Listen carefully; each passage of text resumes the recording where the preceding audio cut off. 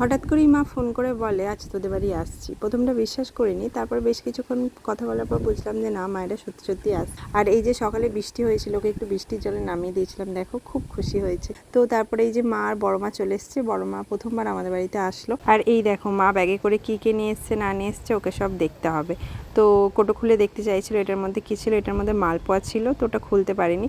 তারপর মা বললো দেখ ব্যাগে আর কী কী আছে বার করি। তো তারপরে মিষ্টির প্যাকেটটা বার করেছে, তো দেখতে চাইছিল কি আছে। মা যখন দেখালো মিষ্টি আছে, তো তখন বলছে একটা খাবো।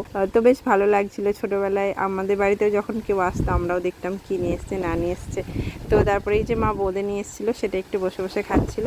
আর মায়ের এসেছিলো বলে একটু লুচি ঘুগনি করেছিলাম। আর মায়েরা এসেছিলো রথের আগের দিন। তো পরের দিন বিকেলে দেখো আমরা রেডি হয়ে বেরিয়ে পড়েছি রথ দেখতে যাবো বলে। পাশেই হয়, খুব একটা দূরে না, কিন্তু আমি আগে কখনো যাইনি, প্রথমবার যাচ্ছি।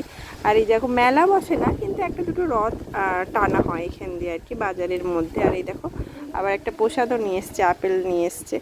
আর দেখা যাচ্ছিল না, মানে জগন্নাথ ঠাকুরকে অতটা দেখা যাচ্ছিল না, কারণ ওরা কন্টিনিউ সামনে দাঁড়িয়েছিল। আর এই যে রথের মেলায় জিলাপি নেবো বলে এসেছিলাম, কিন্তু জিলাপির লাইনে ছিল প্রচুর ভিড়, নিতে পারিনি। তাই পাঁপড় ভাজা আর আইসক্রিম খেয়ে বাড়ি চলে এসেছি। আর আমার মেয়ে তো পাঁপড় ভাজা খেতে খুব ভালোবাসে, পাঁপড় ভাজা খাচ্ছে আর হাসছে। আর যেহেতু গেছিলাম একটা দুটো দোকানও বসেছিল, তাই ওর জন্য কিছু তো নিতেই হতো। এই যে একটা হাঁস কিনে দিয়েছি আর একটা বেলুন নেওয়া হয়েছে।